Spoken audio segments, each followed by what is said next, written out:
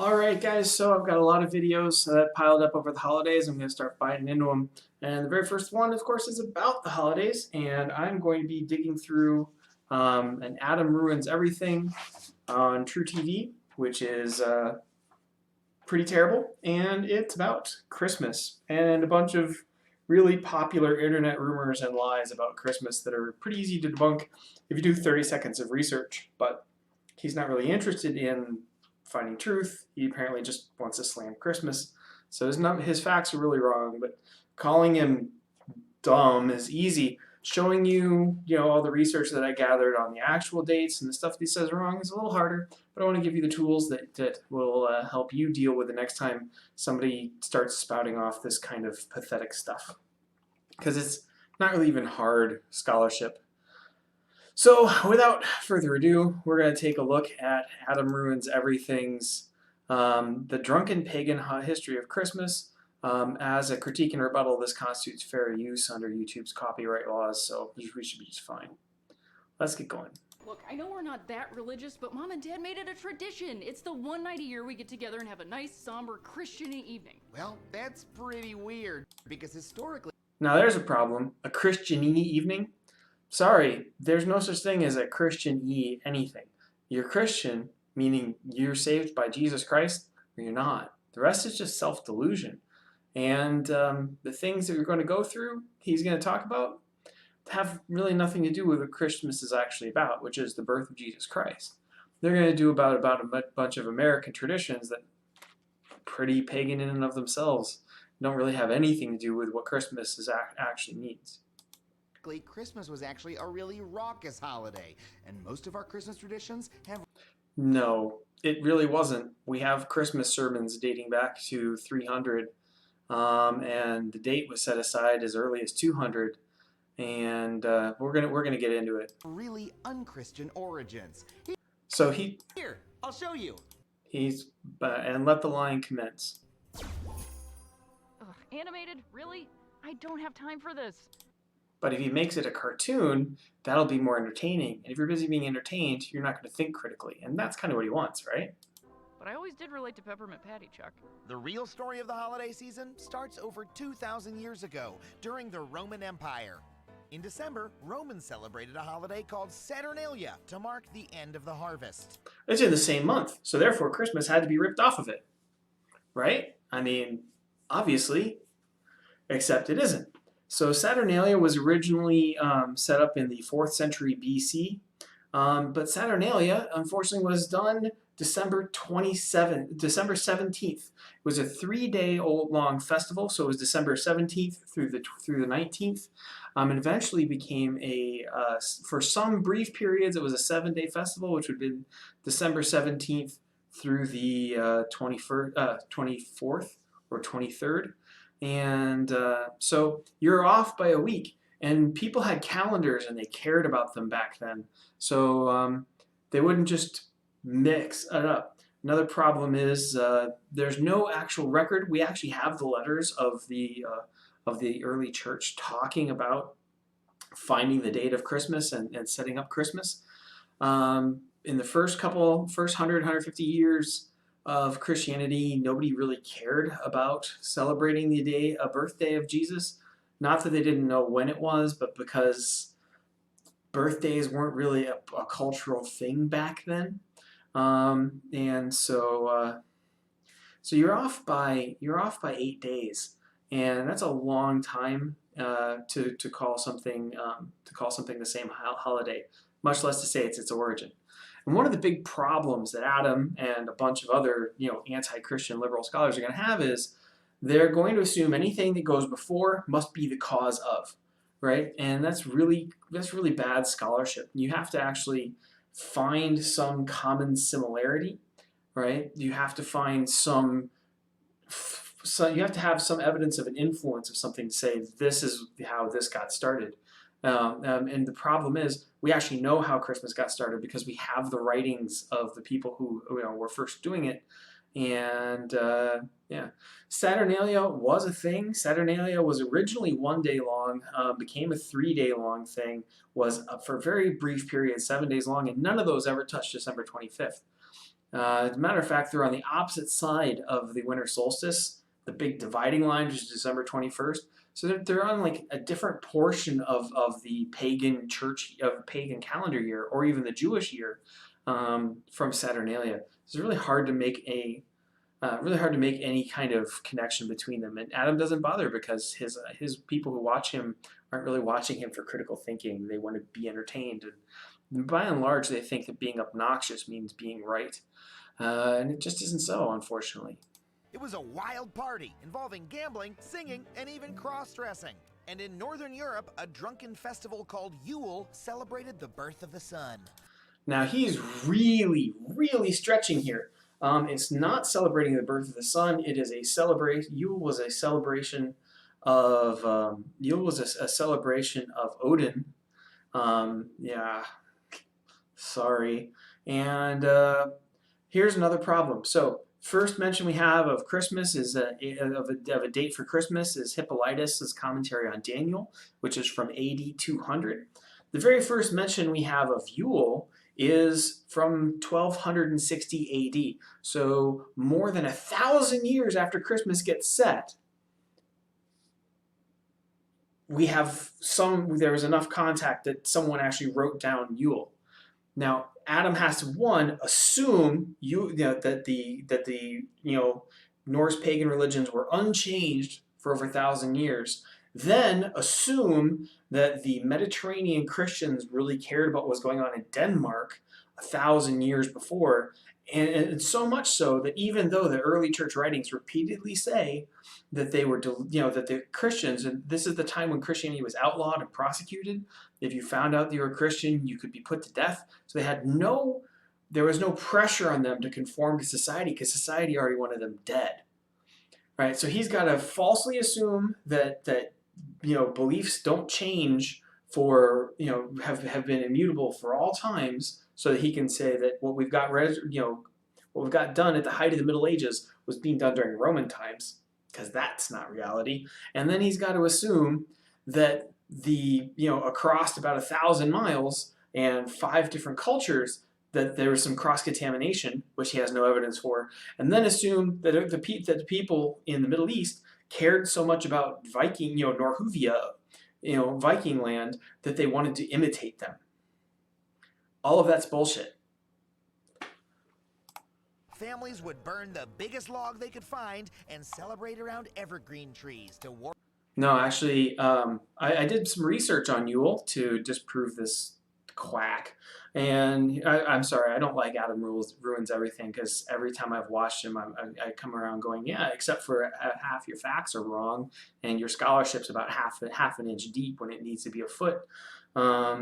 You're kind of obnoxious and you irritate me. But so the actual influence between we have examples of the actual influence between Christianity and Yule, and it was the other way around. So, we're going to the earliest possible records we have of Norse culture. There's very little written before they became Christian anyway. So, the epic poet Snorri Sturluson wrote in the Heimskringla saga around 1260 in the saga of Håkon the Good, who was king of Denmark, I want to say, it was 920 to 960 AD. So again, 700 years after Christmas was established. And he changed the date, and he was a Christian. He was Håkon the First was the first Christian king in the region. He changed the celebration of Yule from, quote, midwinter, which the Old Norse isn't specific. That's either the winter solstice, which is December 21st, not the 25th, or it's the middle of the season of winter, which would be around January 14th, not December 25th, to December 25th to match the already existing Christian celebration of Easter. Of Christmas. So the Norse changed to fit Christianity, not the other way around, and they even wrote down that they did it. But don't let Adam, Adam's not going to let facts confuse his narrative, because he's going to lie to you, which makes you kind of wonder if he's going to be this intellectually dishonest about something that's not really important, doesn't have any effect on modern times. What else is he lying to you about? So, yeah, the first time that Christmas Eve was called Yuletide, we even have that written down. The first record of it comes from Tissot, Denmark. It was called Yuletide in the year 1475. So we're over 1,250 years after Christmas was established. That Yuletide and Christmas were really put together. But good job about not knowing anything about what you're going to lecture about on the internet. You, sorry, I've had a long day, and non-Christian words are really struggling to come out of my mouth because this guy really pisses me off. Not that he's ignorant and wrong, but he's really smug about how completely ignorant and wrong he is. Oh, over on the left, you can see the quote of the saga of Håkon the Good. Håkon the First, of Norway, updated the Yule and kind of put it together. And he said that the Yule log was something, and they would find a big log. He's even wrong about that, because if you look at the details over here on it, they would lay the entire tree in and start to burn the bottom of the tree and just burn their way up through the holiday. So he doesn't even know what the pagan traditions were, much less what the Christian traditions were. This ignorant tool has really pissed me off. Ward off winter depression. I hate to burst your bubble, Chuck, but this has nothing to do with Christmas. Yeah, has nothing to do with Christmas. December 25th is still Jesus' birthday. Yeah, pretty much. Actually, no one really knows for certain when Jesus was born. But well, we actually we have about 5 different sources that calculated it, and we have them recorded it. Let me tell you who. So Hippolytus' commentary on Daniel in 8200. So here's how we get it, right? Here's how we can calculate the date. We know we have enough ancient records to know when Zechariah, the John the Baptist's father, was serving in the temple. We know what month that duty was happening, and we also know then that that the Annunciation to Mary happened 6 months later. So we know. So we're able to calculate, and Sexto Julio Africanus in his Chronographiae, which is the writing down of seasons. We have fragments of it, and he wrote in 221 A.D. Again, 700 years before the king of Norway had mixed Yule and Christmas together. But don't let facts bother you, Adam, you twit. So Sexto Julia Africano calculated the Annunciation would be on March 25th. We know Zechariah was serving in the temple. We know what day of the week and what month that would have been. And then we can go 6 months out and find the Annunciation of Mary. He calculated the Annunciation of Mary on March 25th. We had temple, right? We had the temple. We had access to the Jewish schedule. We knew when in the Gospel of Luke when that happened. And we were able to do the math.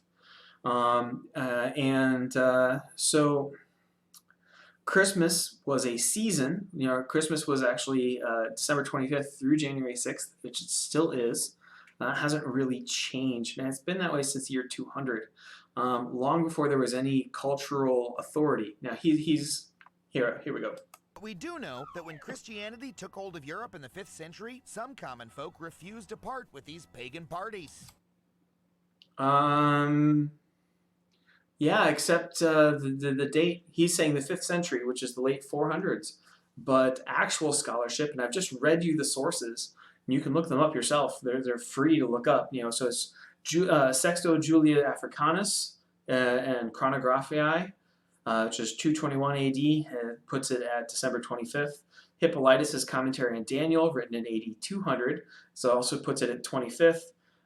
We actually have Christmas sermons on December 25th by a famous father of the church called John Chrysostom. I can never say his name right.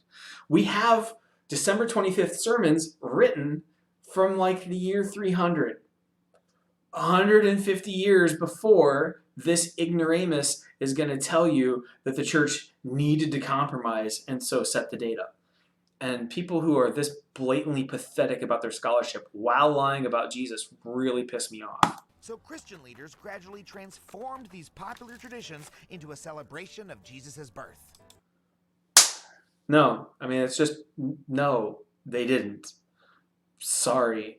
Now there were Norse, up in Norse, and then when Norse and Germanic immigrants came to America, they would keep parts of their culture that weren't outlawed that weren't forbidden by Scripture, but everybody did that. So yes, we know that the Norse did combine Yule and Christianity and Christmas.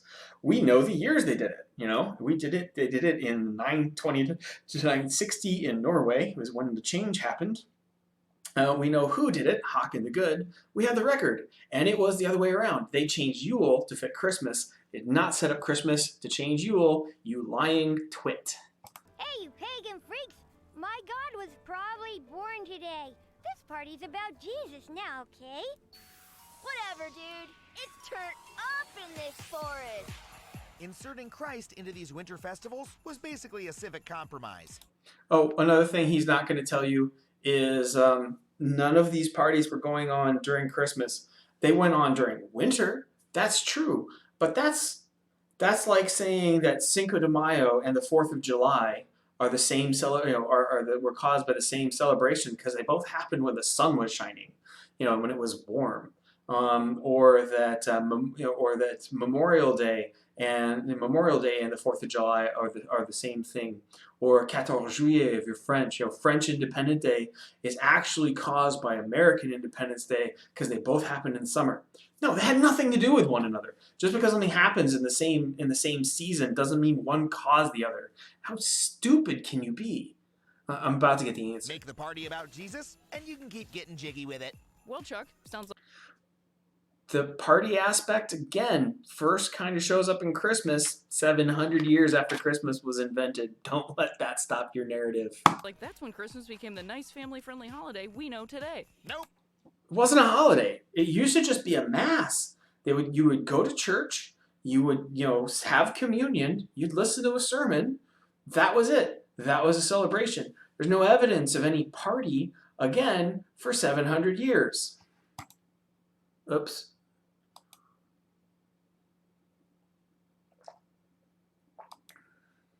There was, was it the winter solstice? Yeah, but we don't have any records of winter solstice being marked as a celebration. It was used like a timekeeping thing. But there was no, in all of antiquity, the first time that something took place on December 25th was Sol Invictus, which was originally created in 374 with no date, and then 8 years later in 354 was changed to December 25th in 354, and that would have been, again, 150 years after the Christians established December 25th. So if anybody's copying anybody, it would have been the pagan Roman. It was a pagan Roman emperor, and if you're looking at copying to try to get along, he would have been trying to compete with the ever-growing influence of Christianity, not the other way around.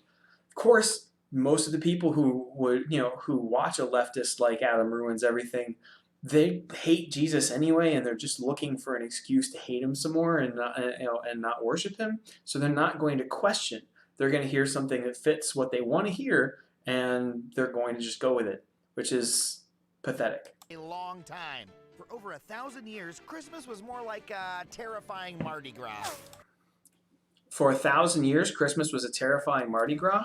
In England, drunken mobs would take over the streets, and a beggar would be crowned the Lord of Misrule. Okay, right. Let's double check that. For 1,000 years, beggars were the Lord of Misrule. The Lord of Misrule, earliest evidence. Okay, so English medieval official. All right, so Encyclopedia Britannica, the Lord of Misrule. All right. So, according to this, it was a late medieval and early Tudor period in England. All right, which especially, so when was the Tudor period in England? –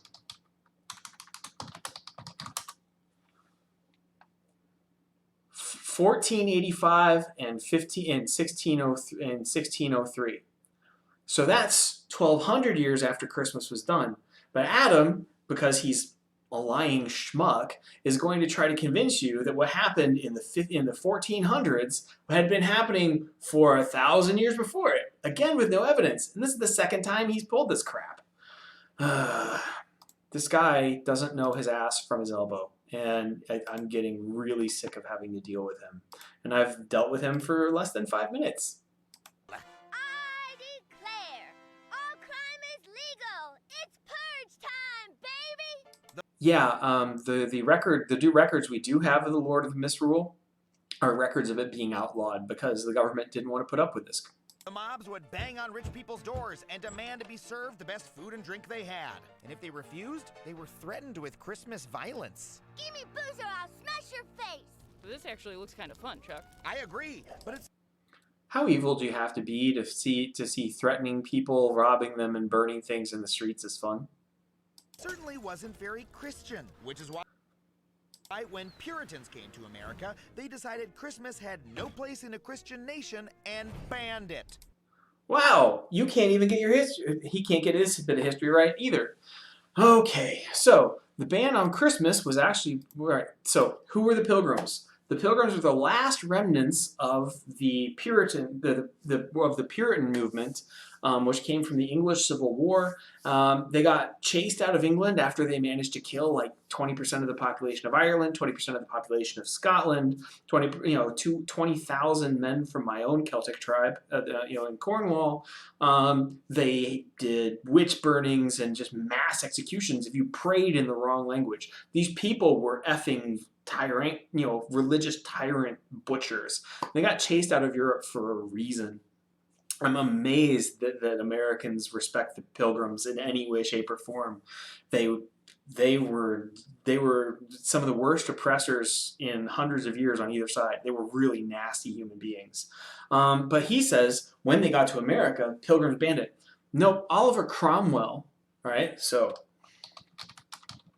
Oliver Cromwell, Lord Protector. So he led the king. That's 1599 to 1658. Lord Protector of the Commonwealth of England. All right, and he served in 1643. So Oliver Cromwell was the first person to ban Christmas, and his lickspittles, who got chased out of Europe to America, they kept going in the same tyrannical oppression. But he doesn't even know who started the ban. Of course, he's gotten every historical detail he's put in this entire video wrong, which makes me think that the people who watch him are either really young, where they haven't lived long enough to get a good education, or they're being programmed in a university which is deliberately designed to not give them an education, so they'll believe what their masters want them to believe. What? Christmas was illegal? Yep. In some communities, if you exhibited Christmas spirit, you were even forced to pay a fine. Now, he's not wrong about this. This really did happen. Fine is 5 shillings. 4 calling birds, 3 French hens, 2 turtle doves, and now I have to pay the fine too. Thanks to the legacy of these rules, Christmas ended up pretty unpopular in America. But all that changed. Christmas ended up pretty popular in one portion of America. So what he apparently doesn't know, or what he's deliberately leaving out, is America was about English America was 3 entirely separate colonial cultures. You had the religious exiles in the north, and that's Massachusetts, Massachusetts, New Hampshire, up there. Then you had the mercantile folks in the middle. That's the Virginia, New York, those colonies, and those weren't predominantly religious colonies. Those were kind of they're more similar to America, where there's a lot of religion, but they weren't there for religion. And then in the South, you had the Crown colonies, which were big plantation territories, and so 2/3 of America, this wasn't true of either, but he's going to slur America with the evils of the 1/3 that he hates the most, because he's an asshole like that. In the 19th century, as immigrants flooded into America, they brought with them a love of Christmas and their own traditions. Now, he's not wrong. And remember, this is one of the reasons why I went through, Tisso Denmark and Håkon the Good and the Heinz Kingla saga, that talks about it. We know that the Norse did keep the portions of their culture that weren't outlawed, and they blended it in with Christmas, and that is how we get Christmas trees, and Yule logs, that kind of thing. That's absolutely true, and there's nothing wrong about that, and it's not even particularly pagan to keep part of your culture when you become Christian, instead of just destroying it outright. As a matter of fact, last time I checked, liberals were kind of upset about the idea of Christians coming in and destroying everybody's culture, but now they're using one of the examples of Christianity not destroying culture as a proof against Christianity. I mean, talk about double standards. There's a good saying I've heard a lot. If liberals didn't have a double standard, they wouldn't have any standards at all. This is one of those times, right? If Christianity comes in and destroys a culture so we don't even know what they believed anymore, then they're evil. If Christianity comes in and doesn't destroy a culture and lets them keep some of the trappings, the things that aren't against Christ, then they're corrupt and they're frauds. You can't win with these evil shitbags. I mean, you just really can't. And yeah, I'm sorry about my language, but I'm so furious with this stuff. I've been listening to it for 4 weeks straight, and I've listened to it every year of my life, and it's intellectual crap. It's not even, there's no evidence to it. There's direct evidence against it. But the people who keep propagating this stuff just to make their, just to make their fellow God-hating people, get off, really irritate me. These seeped into the popular culture, and a new American Christmas began to take hold. And now, we treat Christmas like it's always been a sacred Christian celebration. Because it has, because we have the documents of it. We have Christmas sermons from before we have records of any of these other festivals. Gee, go figure. It turns out if you actually do the work, it was kept holy and it was celebrated as holy, and for the first 1,000 years it existed. So from 200 AD to 1200 AD, we have no records of anything going wrong with Christmas other than it being made holy. But the historical truth is, these You wouldn't know a historical truth if I smacked you with it. winter festivities have pagan roots with False. drunken tradition False. that a lot of Christians straight up hated for. That part is true. One of the really interesting things about history, if you ever know why A Christmas Carol is so popular, is Charles Dickens' A Christmas Carol in the 1800s did a lot to break down the legacy of the Pilgrims and this anti-Christian stuff. And the most of the reason that the Pilgrims hated Christianity hated Christmas wasn't because it had pagan roots. It was because Catholics practiced it, and they hated Catholics so bad. Now remember, 1 John chapter 4 says you can't hate your neighbor. There's somebody else you can see and still love God. They didn't apparently read that chapter out of the Bible because they just killed entire percentages of the European population. Oh, I hate the Pilgrims. Irony, right? I despise their methodology, and I'm slightly nauseated by how much they're respected in America. That's more accurate. Yeah, they hated Christmas, but they hated Christmas, because they hated Catholicism, and anything a Catholic did, they hated. And they didn't think any deeper into it than that. We actually have a record of the more modern version of this, that Christmas was stolen from pagan holidays. That idea first shows up in like the 1300s. Is the first time some random person suggested it. So the closer you get to the actual pagan holidays and and the founding of Christmas, the less evidence or reference there is to it being stolen or mixed with anything pagan. And that's the exact opposite of what it would be if it was actually pagan to begin with. Like 1,000 years. You are a lying shit. Now look, celebrating Christmas as the birth of Jesus is a wonderful tradition.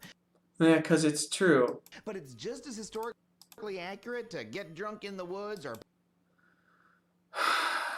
No. bang on a rich person's door and threaten them with violence. Also, no. So both of those two things are actually forbidden by Christianity, and they have nothing to do with the celebration of Christmas. I'm really glad that the people who listen to you don't know anything, or else they wouldn't be listening to you, you twit. I'm done. So I'm done with this guy. All right. So we've broken through his claims. He's full of crap, and he doesn't know what he's talking about. He doesn't cite any sources. And I've cited sources. He doesn't give you any place to go for reference. You're just supposed to take his word from it. And I'm finding proof against him out of like Norse gift shops no more. And literally, I literally found the disproof of the references to everything I needed from a Renfest store. I mean, that's how deep you have to go in scholarship to know more than Adam ruins everything. oh, this tool really gets under my gets under my skin. So I mean, yeah, he's obnoxious, and if you think sarcasm is being smart, then he's the way to go. Further articles worth looking up if you want to check out the left. Come Reason Ministries has a good one of No, Christmas is not based on a pagan holiday. They kind of break down. The commentary on Daniel, and I think they've got. Now they talk about another pagan holiday that you'll hear, which is Sol Invictus, which I mentioned briefly, which is invented 150 years after Christmas, said December 25th. And they've got they've got more that I wanted to look at. Some more church history. They've also got St. John Chrysostom. There you go, Chrysostom. That's the name I can never do. We actually have his Christmas sermon from like 300 AD. 12 years before Christianity was legal. Which completely disproves the idea that Christianity was done. So I'm not probably going to share this with my church elders because I can't keep control of my temper when I'm watching this guy, because he's either too ignorant to be talking about this in public ever, or he's a lying turd, and really needs to repent of the things that he says about Christianity. And so here's my takeaway on this. When I run into somebody who does this with facts, right? The facts are easy. Like, you can find a gift shop to disprove you. That's the level of how shallow the scholarship is to find the Christian, who influenced who, that kind of thing. Other places you can look at. This is a Catholic resource, but they do early church history pretty well. And that's Touchstone. And they're calculating Christmas by William Ty is a pretty good article. Biblicalarchaeology.org has a good one on how December 25th became Christmas. So that's easy to find. A series of looking at Saturnalia and other dates that can't possibly be Christmas. That's another Come Reason. So it's Come Reason. They actually have a Come Reason Ministries blog. Actually has a series of 3 articles that are really good on Christmas and the solstice on December 25th. So I have them called up. So you can look them up. They're also good. Don't just take my word for it. Do some research. I mean, Adam Ruins Everything obviously didn't, but that doesn't mean you should be as ignorant as he is. So by all means, check that out. This is the problem with dealing with propaganda machines like True TV. Is actual reasoning and thinking and research takes time, and just spouting out lies takes very little time, because you don't actually have to cite any sources, because there are no sources that support you, that kind of thing. So it's taken me like 35 minutes to deal with the amount of theological ignorance and pagan propaganda crap that he can put in 3 minutes. Which is why I don't do this so much, but somebody I care about brought this one up, so I did it. So if you want to wade through knee-deep manure, watch Adam Ruins Everything. I think this is half an hour worth of evidence that this guy is, beware. He ignores facts to put whatever's popular. Which, let's be honest, I mean, he's not a scholar. He's not an intellectual. He came out of a college humor thing, right? I mean, he's a comedian, and he's kind of a joke when he tries to be, informative, because he's so easy to disprove. All right, that's it for this one. I'm going to move on to my next topic. Peace.